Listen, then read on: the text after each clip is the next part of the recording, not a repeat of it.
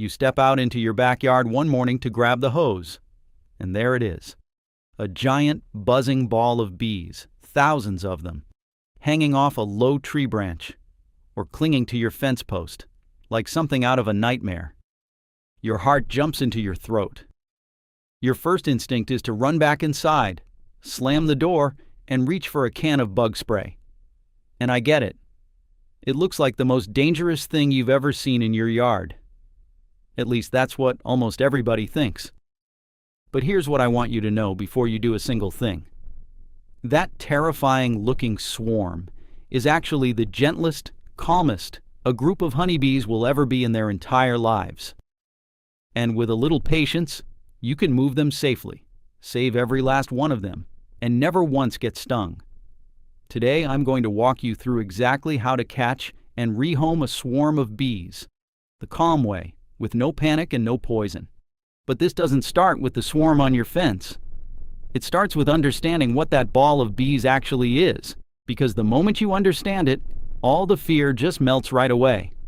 A swarm isn't an attack. It's a move. It's honeybees looking for a new house. Here's what happens. When a honeybee colony back in its hive grows strong and healthy and starts running out of room, the bees do something remarkable. The old queen gathers up about half of the workers, and together they all pour out of the hive at once to go start a brand new colony somewhere else. That flying, buzzing cloud eventually lands and forms a cluster. That ball of bees you're staring at. Usually on a branch, a fence, a mailbox, wherever they happen to settle. So that swarm on your fence isn't a colony that wants your house. It's a colony in between houses, resting. And this usually happens at one particular time of year. Late spring into early summer is what beekeepers call swarm season. That's when colonies are booming, packed wall to wall with bees, and running low on room, so they split off and send out swarms. So if it's May or June and a cloud of bees lands in your yard, you're not being targeted and you didn't do anything to attract them. You're just witnessing the most natural thing in the world, right on schedule. It's the way honeybees have made more honeybees for millions of years, long before any of us had a lawn to worry about.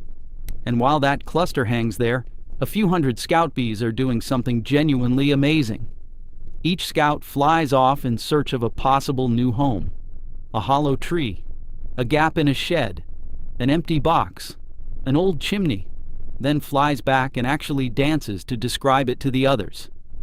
The better the spot she found, the more excited and longer her little dance. Other scouts go check that location out for themselves. And if they like it, they come back and dance for it too. Little by little, the whole swarm takes a kind of vote. When enough of them are dancing for the same place, that's the moment they all lift off together and fly to their new home.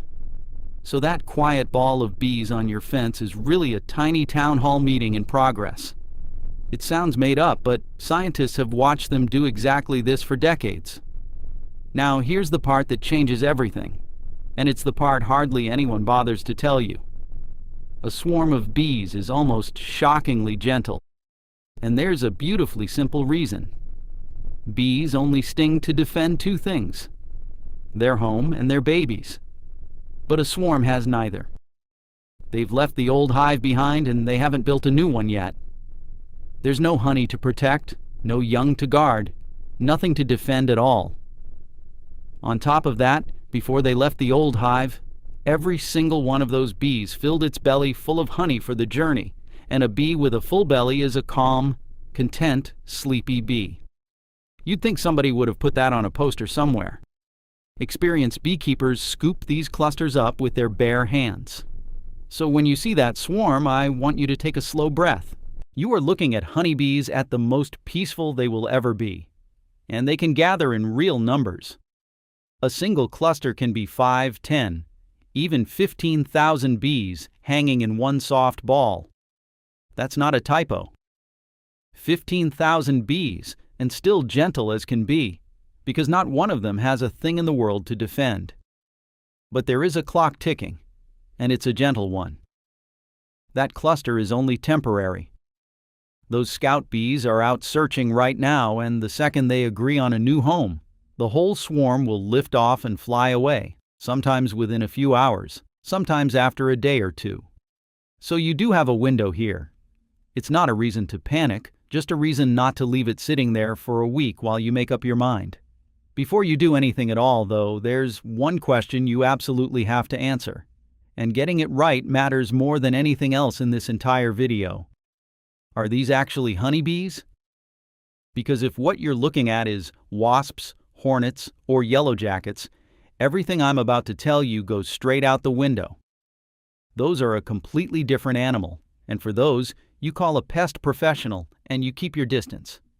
So let's walk through it together. Honeybees are fuzzy. They look soft, kind of golden brown and amber, a little bit hairy, and when they swarm, they form that big, calm, hanging cluster we've been talking about. Wasps and hornets are the opposite. They're shiny and smooth, with those skinny, pinched-in waists, and their colors are sharper, brighter yellows against hard black. They tend to be far more aggressive, and they build papery gray nests up under your eaves or down in the ground. So if you see a smooth, shiny, angry insect guarding a gray paper nest, that is not a honeybee swarm, and this is not your video. Call a pro. But if you see a soft, fuzzy, peaceful brown cluster just hanging quietly from a branch, wonderful. Those are honeybees, and they are absolutely worth saving. So you've confirmed they're honeybees. Now, the single easiest thing you can do, and honestly the thing I recommend for most folks watching this, is not to catch them yourself at all. It's to call a local beekeeper. Trust me on this one. Nearly every town has beekeepers, and most of them will happily drive out and collect a healthy swarm for free. Because to a beekeeper, a free swarm dropped in your yard is a little gift from the sky.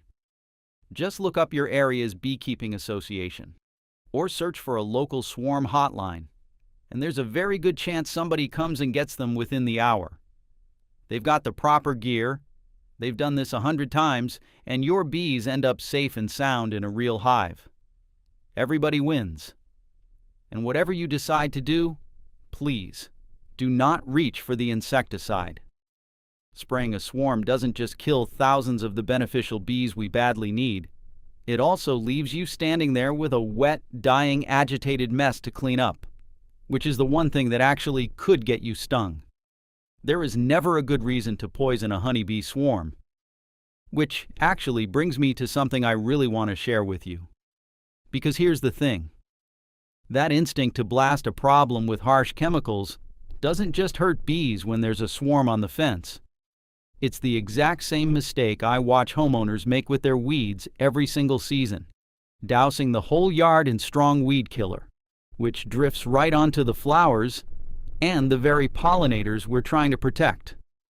There's a smarter way to do it, and it's the entire reason I put together Larry's 30-day weed kill protocol. It's my simple day-by-day system for getting rid of clover, crabgrass, and stubborn weeds using prevention and targeted spot treatment, instead of carpet bombing your lawn with chemicals. It shows you exactly which products to use, when to use them, how to spot the 7 most common lawn weeds, and how to keep them gone for good, all while keeping your yard a friendly place for the bees you just saved. It's written in the same plain English I use in these videos. No fluff, just the plan. It normally runs $47, but for folks watching this, it's just $17. The link is right down in the description, and that QR code on your screen will take you straight there. Go ahead and grab it while it's on your mind, then meet me right back here. Alright, so calling a beekeeper is plan A, and it's a great plan. But maybe that beekeeper is an hour out and the swarm is starting to look a little restless.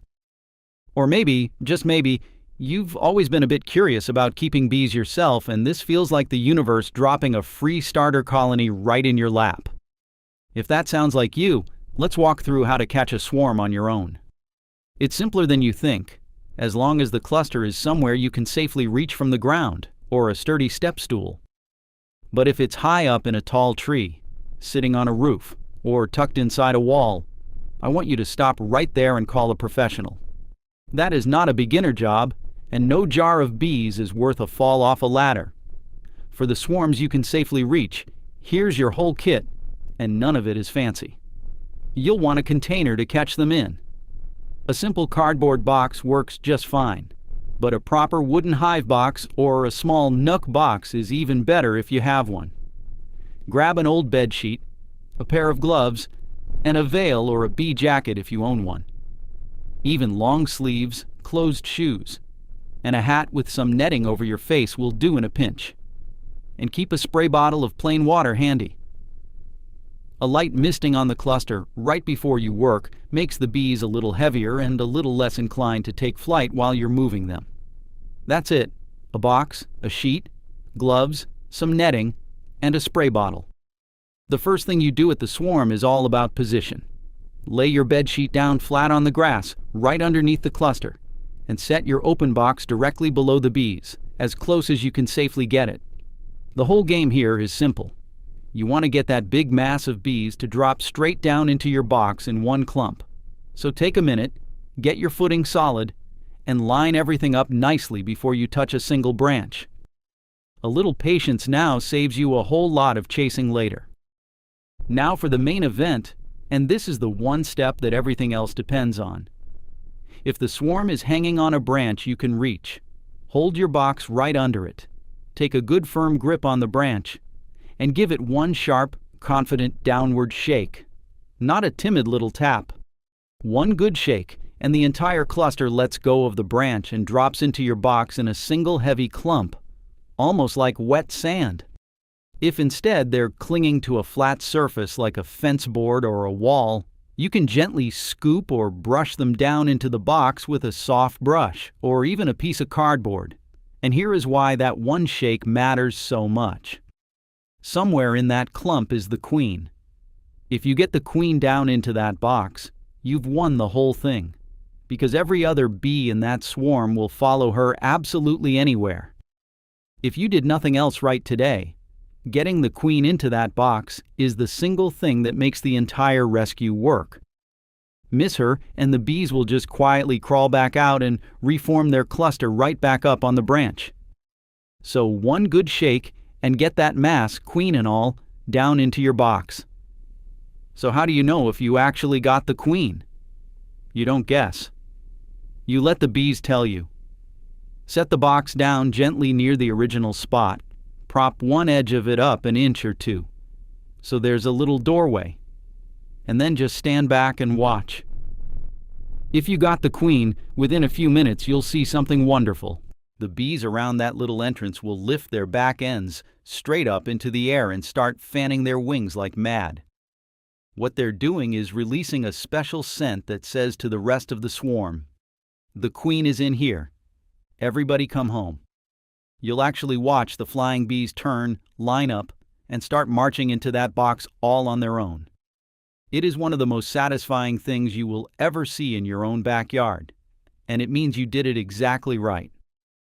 If instead the bees all lift back off and drift up to the branch and rebuild their ball, don't feel bad for a second. It simply means the queen didn't make it into the box that time. So yeah, not a disaster.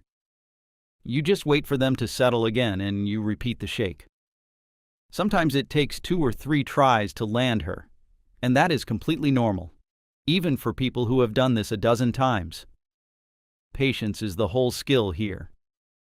Once you can see those bees fanning and marching happily in, you might feel the urge to seal everything up and haul them off right away. Resist it. This is where most homeowners get it backwards, and it costs them bees. Out in the field, this swarm still has foragers, bees that were away scouting or gathering nectar when you did the shake. Those bees are going to come flying back to this exact spot looking for their family. If you pack up and leave too early, you strand them, and you can even lose the queen if she happened to be among the ones still out. So here's what the experienced folks do.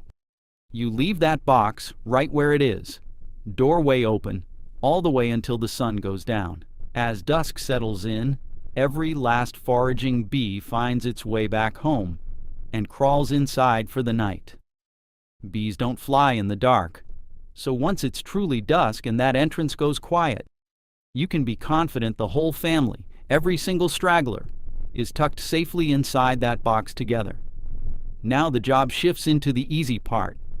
Once it's dark and quiet, gently close up the entrance of your box with a bit of window screen or breathable cloth, something that holds the bees in but still lets plenty of air through, because a sealed-up box of bees can overheat frighteningly fast on a warm night.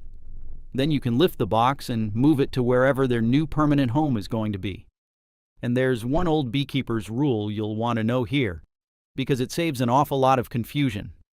It's called the 3 feet or 3 miles rule. When you move a hive, you move it either less than 3 feet or more than 3 miles. Anything in between, like just across your yard, and the older bees will fly right back to the original spot the next morning out of pure habit, and then stand around lost where their home used to be. So either nudge them just a few feet at a time over several days, or take them well over 3 miles away in a single trip. Most folks rehoming a swarm are either setting it up on a stand across the property or driving it to a friend's place, so just keep that 3-mile number in your back pocket. So now you've got a box full of calm, healthy bees. What on earth do you do with them? You've got 2 good options, and most homeowners don't realize how easy either one really is. Option 1, and by far the simplest, is to hand the whole box straight over to a beekeeper. Remember, they want these bees. You can literally call one up and say, "I caught a swarm and it's sitting in a box in my garage. Come and get it," and you'll very likely make their entire week. Option 2 is to keep them yourself, if this whole thing has given you the beekeeping bug. To do that, you gently pour or shake the swarm out of your catch box down into a proper beehive, the kind with the wooden frames inside where the bees will build their honeycomb. Set that hive up in a sunny, sheltered corner of your yard, and because a fresh swarm shows up with no honey stored yet, it really helps to give them a little sugar water in a feeder for the first couple of weeks, just to get them going while they build out their new home. Within a few days, they'll be flying out gathering pollen and settling in like they've lived there for years. Before we wrap up, let me give you a short list of what never to do, because a couple of these can turn a gentle afternoon into a rough one. If any of this sounds like your situation, keep watching, because it matters. First, and I've said it once already, but it's worth saying twice, never spray a honeybee swarm with pesticide. It's actually illegal in some places, it's harmful everywhere, and it's completely unnecessary. Second, never try to remove bees that have already moved inside a wall, a roof, or a chimney. Once they're inside a structure, that's what's called a cutout, and it is a real, involved job for an experienced beekeeper, not a weekend project. Third, if you know you're allergic to bee stings, or you simply aren't sure, do not attempt any of this yourself. Call a beekeeper and stay inside. No yard project on earth is worth a trip to the emergency room. And fourth, don't do this in the blazing heat of midday if you can help it. Early morning or evening, when the bees are calmest and most of them are home, is far easier and far safer. One more genuinely practical thing, because I know some of you are worried less about saving the bees and more about them moving into your house. Here's the good news. A swarm resting on a branch has not moved into your home, and it almost never will while it's just passing through. But if you've had bees try to set up shop inside a wall or soffit before, the real fix is prevention. Once a swarm has been safely removed, walk the outside of your house on a calm day and look for any gap bigger than about the width of a pencil around your pipes, vents, soffits, and eaves. Seal those up with a little caulk or some fine mesh. Those scout bees are always on the hunt for a cozy hidden cavity, and if there's simply no way in, they'll politely go pick somewhere else. It's the same idea as everything else I teach you. A little prevention now beats a big headache later. So let's put the whole thing together. You spot a swarm, and instead of panicking, you remember it's just a calm colony resting between homes. You make sure they're fuzzy honeybees and not shiny wasps. Then you either call a local beekeeper, which is the easiest road by a mile, or if the cluster's low and you're feeling up to it, You set your box underneath. Give the branch one good confident shake to get the queen.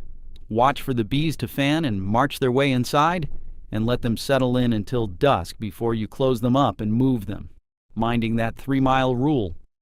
Then you either hand them off to a beekeeper or set them up in a hive of your own. That is the entire process. Calm, patient, and honestly, one of the most amazing things you'll ever get to watch up close. And I want to leave you with the reason all of this really matters. Because it's bigger than one swarm on one fence post. Every one of those bees you just saved is a pollinator. They're the little workers that pollinate the flowers, the fruit trees, the backyard vegetable gardens, and a huge share of the food that ends up on your table. When you rehome a swarm instead of killing it, you're not just doing a kind thing for the bees. You're protecting your own garden, your own yard, and honestly a small piece of the whole neighborhood's food supply. That's a real good day's work, and you should feel proud of it.